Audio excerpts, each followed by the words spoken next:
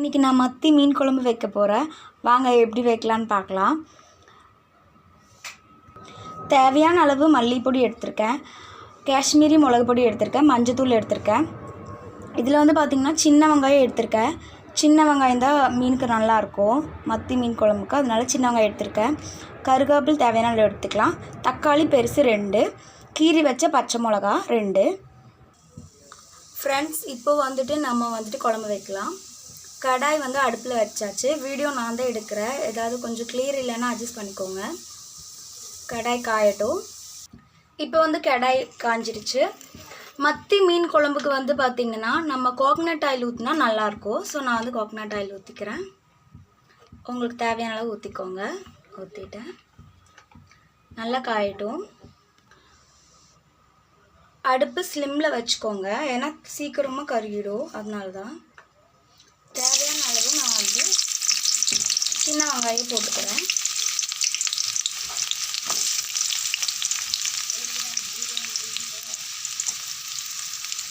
சின்ன வெங்காயத்தை நல்லா வதக்கிக்கலாம்.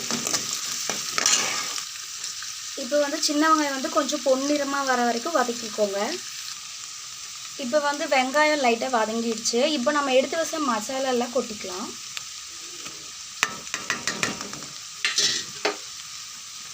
நல்லா மிக்ஸ் பண்ணிக்கலாம்.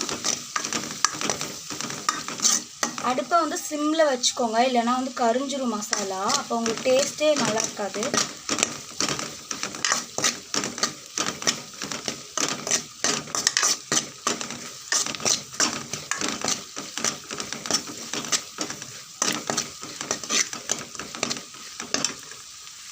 இப்போ நீங்கள் மசாலா ஆட் பண்ணதுக்கப்புறம் ஒரு 2 நிமிஷம் நல்லா மிக்ஸ் பண்ணணும். இந்த மாதிரி நல்லா வதக்கிக்கோங்க. கொஞ்சம் லைட்டாக ட்ரையாக ஆரம்பிக்கும், எண்ணெய் தனியாக பிரிஞ்சு வரும். அந்த ஸ்டேஜில் ஆஃப் பண்ணிடலாம். நான் ஒரு பெரிய நெல்லிக்காய் சைஸ் புளி எடுத்து வச்சுருக்கேன். அந்த புளியை வந்து கரைச்சிக்கலாம். இப்போ வந்து நம்ம கரைச்சி வச்ச புளி கரைசலை வந்துட்டு இதில் ஊற்றிடலாம். 2 பச்சை மிளகா போட்டுடலாம். தேவையான அளவு கருவேப்பிலை.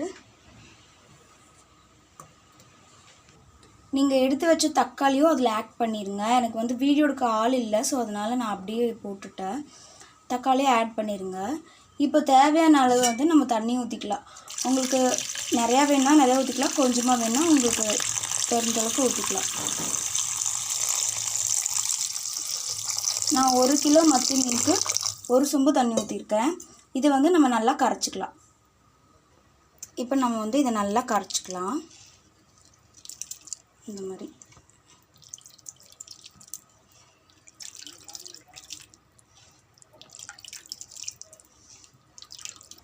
இப்போ உங்களுக்கு தேவையான அளவு உப்பு ஆட் பண்ணிக்கோங்க. இந்த ஸ்டேஜில் உங்களுக்கு உப்பு காரம் எல்லாம் நீங்கள் பார்த்துக்கோங்க, பத்தலைன்னா போட்டுக்கலாம். இப்போ நம்ம மிக்ஸ் பண்ணி வச்ச மசாலா வந்து ரெடி ஆயிடுச்சு. இந்த ஸ்டேஜில் உங்களுக்கு உப்பு காரம் எல்லாமே பார்த்துக்கோங்க. பார்த்துட்டு நம்ம கடாயை ஆன் பண்ணி வச்சிடலாம். நம்ம கடாயை அடுப்பில் வச்சு இப்போ கடாயை ஆன் பண்ணிட்டோம். இப்போ பார்த்தீங்கன்னா சிம்மில் வச்சுக்கோங்க அடுப்பை. கிரேவி வந்து லைட்டாக கொஞ்சம் திக்காகட்டும், அதுக்கப்புறம் நம்ம மீன் ஆட் பண்ணிக்கலாம். நம்ம கிரேவி ரெடி ஆயிடுச்சு. நம்ம மீன் ஆட் பண்ணிக்கலாம். இப்போ நம்ம மத்தி மீனை கிரேவிக்குள்ளே போட்டுட்டோம். ஒரு 5 நிமிட்ஸ் கொதிக்கட்டும். நீங்கள் மேலே ஒரு பாத்திரம் போட்டு மூடிடுங்க, பிளேட்டோ அந்த மாதிரி புட்டுச்சட்டி மாதிரி ஏதாவது போட்டு மூடி வச்சுருங்க. வந்து நம்மளோட கிரேவி வந்து ரெடி ஆயிடுச்சு. பாருங்கள், தனித்தனியாக எண்ணெய்லாம் பிரிஞ்சு வருது. ரெடி ஆயிடுச்சு. இப்போ வந்து நம்ம வந்து கேஸை வந்து ஆஃப் பண்ணிடலாம். ஒரு 1/2 அன் ஹவர் அப்படியே மூடி வச்சிடலாம். நம்மளோட 1/2 அன் ஹவருக்கு அப்புறம் நம்மளோட மீன் குழம்பு வந்து நல்லா திக்காக ரெடி ஆயிடுச்சு. ஹாய் ஃப்ரெண்ட்ஸ், இப்போ நான் உங்களுக்கு சாப்பிட்டு பார்த்து எப்படி இருக்குன்னு சொல்கிறேன். வைக்கும்போது ரசம் மாதிரி தான் இருக்கும். கொஞ்சம் நேரம் ஆக ஆக அது நல்லா கிரேவியாக திக்காயிரும். நீங்களும் ட்ரை பண்ணி பாருங்கள். நம்ம வீட்டில் இருக்க சின்ன சின்ன திங்ஸ் மட்டும்தான். இதுக்காண்டி நம்ம செப்பரேட்டாக கடையில் போய் வாங்க வேண்டியது கிடையாது. நம்ம வீட்டில் இருக்கிறத வச்சே பண்ணலாம். சரி, நான் சாப்பிட்டு பார்த்து எப்படி இருக்குன்னு சொல்கிறேன். நல்லாயிருக்கும். நீங்கள் நைட் டைமில் டிஃபனில் தோசைலாம் சாப்பிடுவீங்க இல்லையா, அது ஊற்றி சாப்பிடும்போது இன்னும் நல்லாயிருக்கும். நீங்கள் ட்ரை பண்ணி பாருங்கள். நம்ம நெக்ஸ்ட் வீடியோவில் பார்க்கலாம். Okay bye.